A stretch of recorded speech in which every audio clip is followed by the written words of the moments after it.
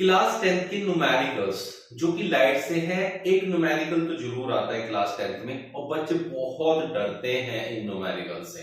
तो उसी को कैसे टैकल करना है ना, रे डायग्राम कैसे यूज किया जाएगा उसमें और कैसे आप लोग इन चीजों को सीखेंगे आज इसमें सिखाऊंगा। इस सेशन को सीख लीजिए बहुत अच्छे से, आपको कोई दिक्कत आएगी नहीं, इसके बाद कभी भी आपका आंसर गलत नहीं आएगा। तो चलिए स्टार्ट करते हैं आज का अपना सेशन इस न्यूमेरिकल के साथ।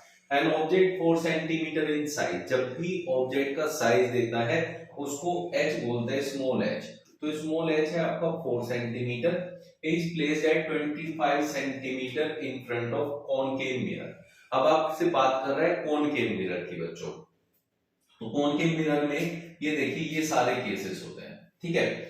इन सारे केसेस में अब आपसे देखिए बात क्या कर रहा है, is placed at 25 centimetre, object 25 centimetre पे प्लेस्ड है। तो ऑब्जेक्ट के डिस्टेंस को u कहते हैं और u हमेशा माइनस का होता है। क्यों होता है, आप देखिए ये मिरर है, कॉनकेव मिरर। सभी केसेस में ऑब्जेक्ट जो है आपका लेफ्ट हैंड पे रखा जाता है और जब ऑब्जेक्ट लेफ्ट हैंड पे होता है बच्चों, तब आप देखें आपका जो रूल कहता है वो क्या कहता है।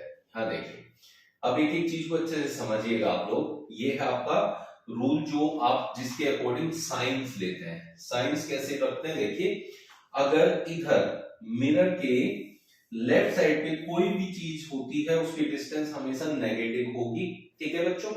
हाइट नीचे की तरफ नेगेटिव, ऊपर की तरफ पॉजिटिव, डिस्टेंस इधर कोई भी होगा वो हमेशा नेगेटिव होगा। तो ऑब्जेक्ट इधर ही रखा जाता है, इसलिए हम क्या कह सकते हैं कि u हमेशा नेगेटिव ही होगा। तो इसलिए अभी हम u की बात कर रहे थे, तो u will be negative, u equals to -25 centimetre. और फोकल लेंथ 15। फोकल लेंथ देखिए, फोकल लेंथ भी हम कैसे देखते हैं बच्चों, ध्यान देना। फोकल लेंथ होता है मिरर से फोकस की डिस्टेंस। अब मिरर ये रहा और फोकस इधर है, क्योंकि उसका फोकस जो है कॉनकेव मिरर का, ये देखिएगा आप लोग यहाँ सारे केसेस में फोकस इधर की तरफ है। आपका किधर है, इधर की तरफ है, ये रहा फोकस। तो इधर क्या होगा, नेगेटिव होगा। तो फोकल लेंथ आपको क्या लेनी पड़ेगी, माइनस में लेनी पड़ेगी 15 सेंटीमीटर, ठीक है ना बच्चों। सबसे पहले तो साइंस कैसे लगाते हैं, उनको कैसे समझते हैं, कौन से मिरर की क्या बात होती है, पहले इस चीज को समझना बहुत जरूरी होता है, ठीक है। अब बात कर रहे हैं, देखिए यहाँ at what distance from the mirror should a screen be placed in order to obtain a sharp image. मतलब बी के लिए पूछ रहा है कि बी कहां होगा, बी कितना होगा आपका, ठीक है बच्चों। Find the nature and size of the image. Nature भी पूछा है, मतलब आपसे पूछा है कि रियल है कि virtual, and size of image. Size of image होता है बच्चों h डैश। तो पहले आप लोगों ने क्या देखना होता है, सबसे पहले ध्यान में रखना है कि क्या दिया है, क्या पूछा है, उन सबको यहाँ लिखेंगे, फिर उसके अकॉर्डिंग देखेंगे कि हमसे कौन से केस की बात कर रहा है। 6 केसेस होते हैं कॉनकेव मिरर में। अब देखिए कौन कौन से और कैसे आपको इसका फायदा उठाना है, जो ये रे डायग्राम होता है। अब देखिए ऑब्जेक्ट रखा है -25 सेंटीमीटर पे और फोकल लेंथ है बच्चों -15। फोकल लेंथ कितनी है, -15। फोकल का डबल होता है c, मतलब c जो है 30 सेंटीमीटर होना चाहिए। भाई c क्या होता है, 2f होता है, तो c कितना होगा, -30 सेंटीमीटर। -30 सेंटीमीटर पे हमेशा जब भी c पे कोई ऑब्जेक्ट रखा जाता है तो इमेज उसके बराबर बनती है। लेकिन जैसे ही हम ऑब्जेक्ट से थोड़ा इधर, c से थोड़ा इधर आते हैं, ये देखिए वाला केस, यहाँ देखें पहले केस में, यहाँ आ जाइए c केस में, जब c पे ऑब्जेक्ट होता है तो इमेज भी उसी के नीचे बनती है बराबर। लेकिन जब हम उससे अगले केस पे जाते हैं, ये देखिए यहाँ नेक्स्ट केस पे, नेक्स्ट केस पे जब हम जाते हैं तो c से जब थोड़ा आगे ऑब्जेक्ट होता है, इमेज यहाँ बनती है पीछे और थोड़ी बड़ी बनती है।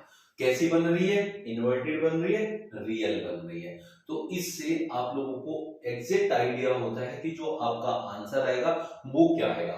तो आपका आंसर आएगा कि इमेज h डैश h से बड़ा आएगा, तो 4 से बड़ा आंसर आएगा। फर्स्ट थिंग नीचे की तरफ बना है, नीचे की तरफ बच्चों इन्वर्टेड में h का साइन, h डैश का साइन माइनस हो जाएगा, नीचे की तरफ माइनस होता है, ऊपर की तरफ प्लस होता है। तो ये आंसर आएगा 4 से बड़ा और माइनस का। दो चीजें पता चल गई आपको।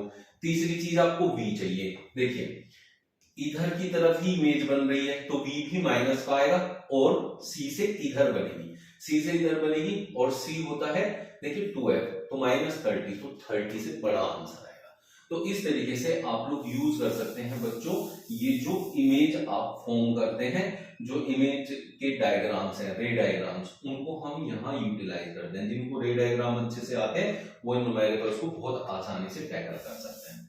ये सब पता होने के बाद आप लोगों ने लगाना होता है मिरर फॉर्मूला। मिरर फॉर्मूला होता है 1/f = 1/v + 1/u। यहाँ आपको पता है कि ये -15 है, 1/v आपको फाइंड करना है, u आपका माइनस है इसलिए मैं यहाँ प्लस की जगह माइनस यूज कर रहा हूँ। ये हो गया बच्चों, इसको इधर लाएंगे तो 1/25 प्लस का हो गया, माइनस का 1/15 हो गया, ये 1/v बन गया। तो 1/v किसके इक्वल आ गया बच्चों, यहाँ हम एलसीएम ले लेते हैं। तो एलसीएम क्या आएगा, यहाँ देखें तो 25 और 15 का एलसीएम। अब जिनको ऐसे लेने में दिक्कत आती है तो ऐसे कर सकते हैं, 25 5 5 25 15। देखो बच्चों यहाँ 5 3 15, ये कॉमन, ये दोनों अलग है, तो इन दोनों की मल्टीप्लाई 5 3 15 और जो कॉमन है उसकी एक बार मल्टीप्लाई, तो हो गया 75। ठीक है बच्चों, ऐसे करते हैं। 25 को 75, 25 का कितना टाइम्स 75 है, 3 टाइम्स, माइनस 15 का कितना टाइम्स है, 5 टाइम्स, तो कितना हो गया 1/v = -1/75, तो v = -2, सॉरी। तो इसका रेसिप्रोकल जब मैंने किया v ऊपर आ गया, तो 75/2 माइनस का दैट इज 37.5 सेंटीमीटर माइनस का।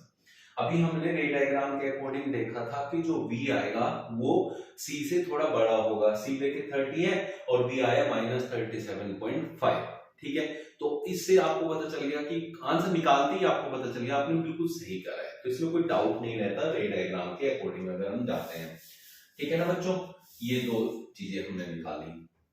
अब हमारे पास v की वैल्यू तो आ गई, v की वैल्यू हो गई -37.5 सेंटीमीटर। अब ये सारी कैलकुलेशन अगर मैं यहां से हटा दूं तो कोई इश्यू नहीं है। अब उसके बाद बच्चों आपसे पूछा है nature and size of the image. Nature के लिए हम लोग निकालते हैं मैग्निफिकेशन। मैग्निफिकेशन होता है बच्चों -v/u। अगर मैग्निफिकेशन माइनस में आता है तो रियल एंड इन्वर्टेड होती है, और m अगर पॉजिटिव का आता है तो वर्चुअल एंड इरेक्ट होता है बच्चों। ठीक है, तो उसके लिए फॉर्मूला लगाना -v/u। माइनस v की वैल्यू आई -37.5 और u हमें स्टार्टिंग से पता है -25, माइनस से माइनस कैंसिल, एक माइनस बच गया। 5 से अब मैं इसको डिवाइड करूं, 5 5 25, ये हो गया 1.5, तो मैग्निफिकेशन हो गया माइनस का 1.5।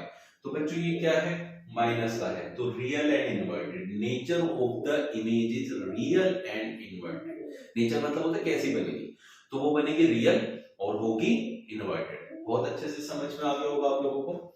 अब मैग्निफिकेशन में जो वैल्यू होती है उसका क्या मतलब होता है, 1.5 आया, 1.5 आने का मतलब होता है कि जो आपकी इमेज बनेगी ऑब्जेक्ट की 1.5 टाइम्स बनेगी।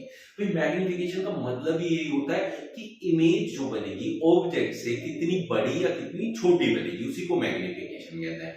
तो यहाँ मैग्निफिकेशन 1.5 है। 1 का मतलब होता है कि इमेज ऑब्जेक्ट के बराबर बनी, और 1 से ज्यादा का मतलब है कि इमेज बड़ी बनी, और 1 से कम का मतलब है कि इमेज छोटी बनी। तो डायरेक्टली अगर आप 1.5 की मल्टीप्लाई कर दोगे ऑब्जेक्ट के साइज में जो कि 4 था, ये माइनस का आया है, तो कितना हो जाएगा -6 सेंटीमीटर।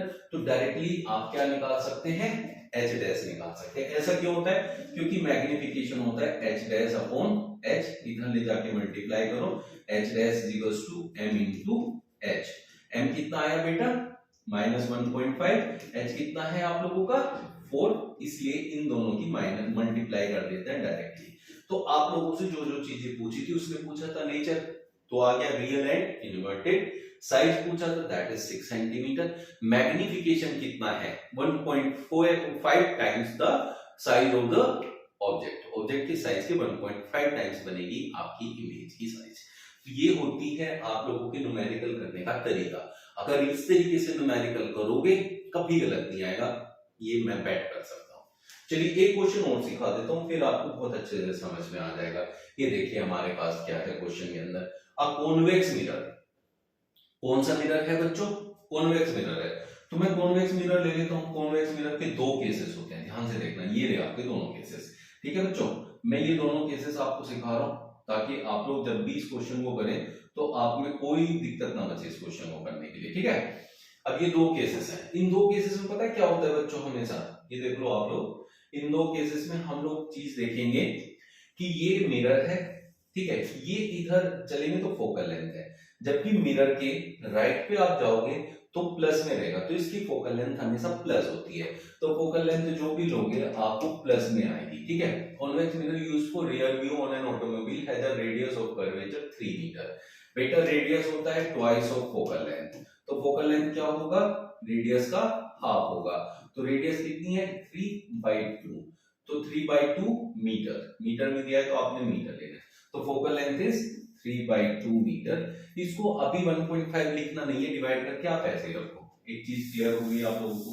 ठीक है, दूसरा, इसमें आप देखो इंफिनिटी वाला केस ले लो या बाकी सारे केस ले लो, दोनों केसेस में ऑब्जेक्ट तो इधर ही रखना है, तो इसलिए u हमेशा नेगेटिव में आएगा। ठीक है बच्चों, if a bus is located at 5 metre, तो u हो गया माइनस का 5 metre. Okay, from this mirror find the position, nature and size of the image. अब आप देखो इंफिनिटी पे तो नहीं है, तो इस केस की बात नहीं कर रहे हम लोग, इस केस की बात कर रहे हैं इधर वाले की। इधर वाले केस में आप लोग ध्यान से देखें, ऑब्जेक्ट कहीं भी है, इमेज पोल और फोकस के बीच में बन रही है और हमेशा छोटी बनेगी ऑब्जेक्ट से, तो जो h डैश आएगा वो हमेशा कम आएगा h से, हाइट ऑफ ऑब्जेक्ट से कम आएगी हाइट ऑफ इमेज। दूसरी चीज क्या होगी कि मैग्निफिकेशन हमेशा 1 से कम आएगा क्योंकि इमेज तो 1 से छोटी बन रही है। तो दो चीजें हो गई। तीसरी चीज जो v की वैल्यू है, ये देखिए ये v उधर बन रहा है, v क्या होता है? Distance of image from pole, तो वो भी कहां बन रहा है? राइट साइड पे, तो v भी जो आएगा वो आपका प्लस का आएगा। ठीक है, फिर दूसरी चीज क्या है, यहाँ आपकी वर्चुअल इमेज बनती है तो मैग्निफिकेशन प्लस का आएगा। ये सारी चीजें हमें रे डायग्राम से पता चल गई, जो केसेस है तो उससे हमें ये चीजें क्लियर हो गई क्वेश्चन करने में। हालांकि इसका इसमें कोई रोल नहीं है, ये अगर आप लोग नहीं भी रखोगे तो भी आपके आंसर तो आ ही जाएंगे, बट इससे आपको हमेशा पहले से ही पता होता है कि आपका आंसर क्या आएगा, कैसे आएगा। ठीक है, अब हम निकालते हैं मिरर फॉर्मूले से इसकी वैल्यू। 1/f होता है बच्चों 1/v प्लस 1/u। f यहाँ प्लस का है, देखिए 1/3/2, जो अपोन के अपोन में होता है हमेशा रेसिप्रोकल हो जाता है, तो 2/3 हो जाएगा, इक्वल्स टू 1/v। v हमारा कितना है हमें फाइंड आउट करना है, और u हमारा माइनस का, इसलिए मैं यहाँ पहले ही माइनस लगा देता हूँ 1/5। तो 1/v, ये 1/5 इधर आके प्लस होगा, तो प्लस 1/5 में लिख देता हूँ। तो 1/v कितना हो गया बच्चों? देखो आप लोग एलसीएम लेंगे तो 15 आया, 3 की इधर मल्टीप्लाई होगी, 3 1 जा 3 और 5 2 जा 10, 1/v इक्वल्स टू 13/15 हो गया बच्चों। रेसिप्रोकल करो तो v इक्वल्स टू 15/13। अब मैंने आपको लोगों को क्या सिखाया रे डायग्राम से कि v प्लस का आना चाहिए, प्लस का आया ना। अब v क्या था कि v की जो वैल्यू है वो फोकल लेंथ से कम होगी, क्योंकि वो फोकस से पहले पहले बनती है। तो फोकल लेंथ हमारी कितनी है देखें तो 1.5, 2 से काटो तो 1.5 मीटर, तो 1.5 से छोटा आंसर आना चाहिए, वो भी प्लस का आ गया। अब ये देखिए 15 को 13 से डिवाइड करोगे तो 1.5 टाइम्स तो नहीं है ना, उससे छोटा ही है, तो इसको डिवाइड करें 13 1 जा 13, 13 1 जा देखिए 2 बचा 20, 13 1 जा 13 7, ये देख लीजिए 1.15 के समथिंग अराउंड आ जाएगा आंसर। तो 1.15 v की वैल्यू आ गई आप लोगों की। तो आप लोग ये देखें, ये वैल्यू फर्स्ट ऑफ ऑल किसकी है? प्लस की है, जो कि मैंने आप लोगों को पहले ही सिखाया। दूसरा, f से कम वैल्यू आनी चाहिए थी, f से कम भी आ गई, तो सारी चीजें आपकी बिल्कुल ठीक आ गई। ये आपकी रे डायग्राम का फायदा होता है। फिर उसने पूछा है फाइंड द पोजीशन, पोजीशन का मतलब होता है बच्चों v की वैल्यू, जो कि हमने फाइंड कर दी। अब पूछा नेचर, नेचर मतलब मैग्निफिकेशन, मैग्निफिकेशन होता है -v/u, माइनस v कितना था हमारा, इसको एज इट इज लिख लो 15/13 था, अपॉन u कितना था हमारा -5 था कुछ। ठीक है, तो मैग्निफिकेशन अगर हमारा देखा जाए तो पहली बात तो माइनस से माइनस कट गया, मैग्निफिकेशन आया प्लस का। दो चीजें होती है मैग्निफिकेशन, एक तो साइन होता है, साइन अगर प्लस है तो क्या होगा? वर्चुअल एंड इरेक्ट होगा, तो इसका मतलब इमेज जो आएगी वर्चुअल एंड इरेक्ट होगी। और इस केस में सारी ऐसी ही होती है। दूसरी चीज होती है कि उसकी वैल्यू, वैल्यू से हमें क्या पता चलता है, वैल्यू से हमें पता चलता है कि भाई जो इमेज बनी है वो ऑब्जेक्ट से बड़ी बनेगी या छोटी बनेगी, वो उसका एक फैक्टर निकल के आता है। ठीक है बच्चों, अब हम इसको सोल्व करेंगे तो ये लेस देन 1 आएगा। ठीक है, सोल्व कर दो इसको।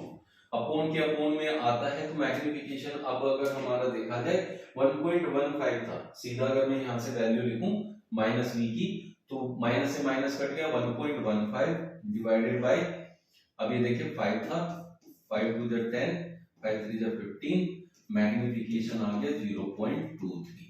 ठीक है, तो हम कहेंगे कि अगर ऑब्जेक्ट 1 सेंटीमीटर का है तो इमेज 0.23 सेंटीमीटर की बनेगी, मतलब 1 सेंटीमीटर से बहुत छोटी, फिर उसकी आधी भी नहीं, आधी से भी कम। तो इसलिए कहेंगे image will be shorter by a factor of 0.23। बस इतना हम लिख देंगे तो हमारा आंसर हो जाएगा। कैसा लगा आज का सेशन कमेंट में जरूर बताइएगा, और जिसको कोई भी डाउट फिर से आता है तो कमेंट में लिखिएगा, मैं उस डाउट को नेक्स्ट क्लास में फिर से लूंगा और आप लोगों को समझाऊंगा कि फिर से कैसे करते हैं।